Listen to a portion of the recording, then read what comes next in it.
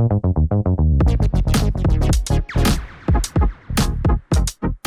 this is Ashley Victoria Robinson coming to you from the Pop Spot here at BookCon, and I am here with the beautiful and talented Marie Lou. Hi, thank you for having me. How has BookCon been treating you so far? It's been so great. I missed it, and I was like, oh, I hope it comes back someday after COVID, and here it is. Here it is, Yeah. finally at long last. Yeah. So I want to throw all the way back from the before times to before you were an author and before you were a social media sensation and when you were an intern, I think, at Disney Interactive Studios. I was, yeah. What did you learn about storytelling and creating through that experience? Oh man, that is a throwback. It was my first job right out of college. Wow. I thought I was going to be a lawyer when I was in college. I was a political science major. Oh, she's smart. But listen, I'm so glad that I didn't become a lawyer. I've been very terrible at it. Just very non-confrontational person, which seems like the worst job for that. So I didn't know what I wanted to do with my life. Yeah. I was trying and failing to get published. And I mean, a time-honored tradition, frankly. Truly a time-honored tradition, right? We all find our way somehow. Yeah. But I saw this bulletin board at, on the campus grounds, and it was advertising this internship where you get to like play games and think of things for Disney in a think tank, and I was like, that sounds like an amazing job. Will I figure out myself? Yeah. So I did it, and it was just the most wonderful, creative corporate job I've ever had in my life. And Creative and corporate aren't usually a Venn diagram that crosses I think over. we were like insulated in this warehouse room in the middle of the Disney campus, and there were 8 interns, and we were just told to like come up with video game ideas, and we would prototype them. And I was like, that is an unusually cool job. Yeah. So I had a great time. I met my husband there. He was a fellow intern, so it was like a meet cute. During the time. So semi-autobiographical, contemporary romance coming soon? Maybe. But I feel like being in that space really helped me feel comfortable with the idea of making a creative job. Yeah.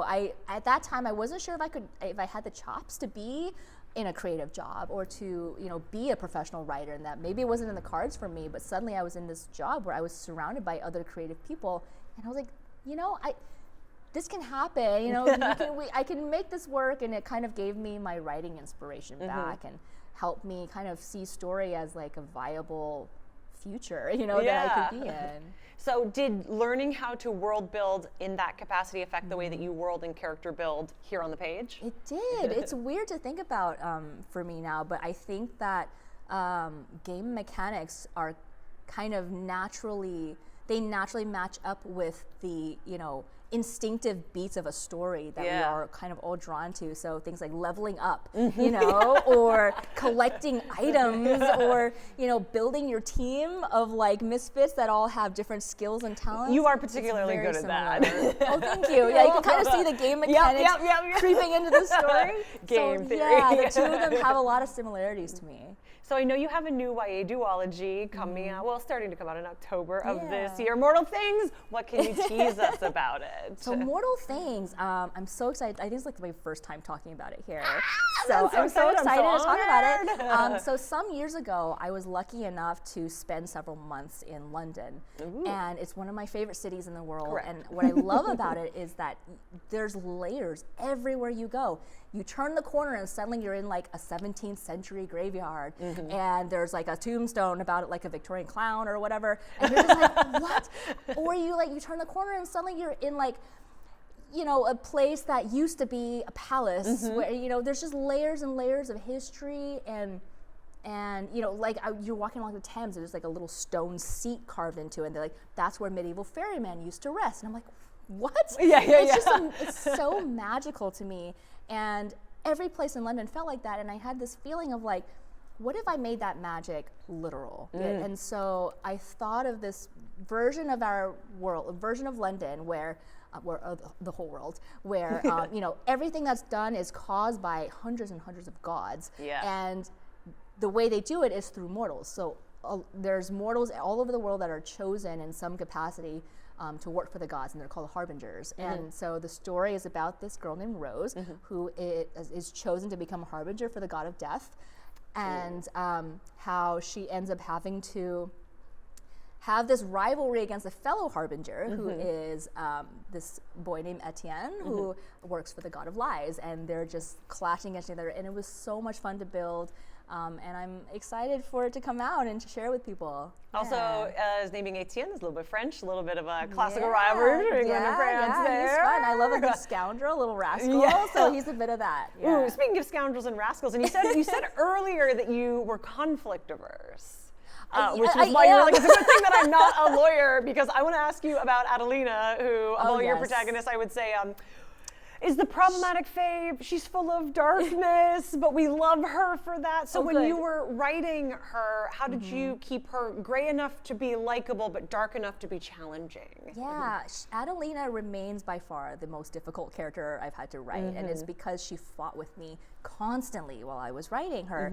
And I think the most difficult part of her was that I instinctively want to pull her into the light, and she would resist, you know? Because you're conflict averse and she's yes, not. I know. I'm just like, oh, you know, you're the protagonist. Be protagonisty. And she's like, absolutely not. I will not make amends or apologize. And I'm like, never made a mistake. I get it, but you know.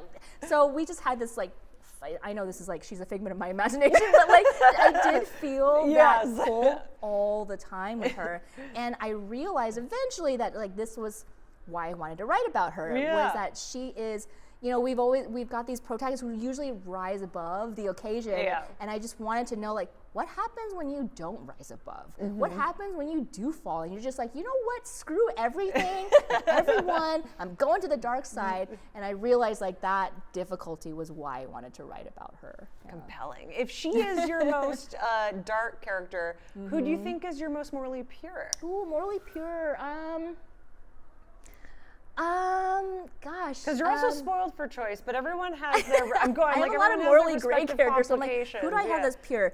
Okay, so in my series Sky Hunter, there is this one of the strikers who's a warrior in this fantasy world. Is this young man named Jaren, and he is he does kill monsters, but they're monsters. They're bad guys.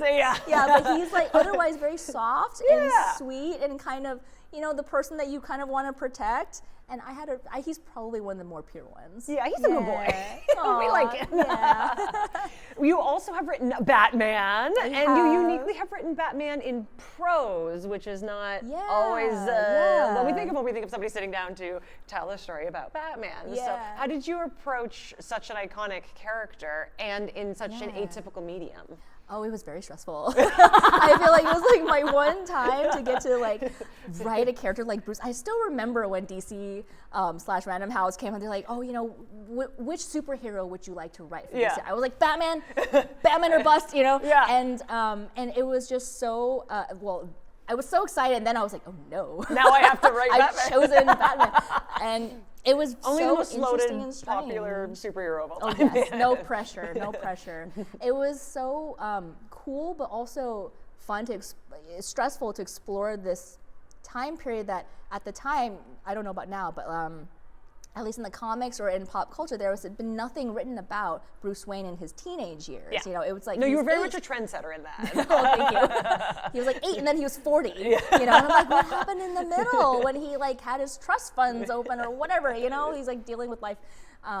So it was really fun to get a chance to explore that, but also stressful because I'm like, I'm not playing in my own sandbox. This was my first and only time that I've been outside, and so suddenly I didn't know everything. You know, not everything was in my head, and I had kind of this fandom I had felt responsible for giving them something that was worthy of their character, their fandom, me being in that fandom.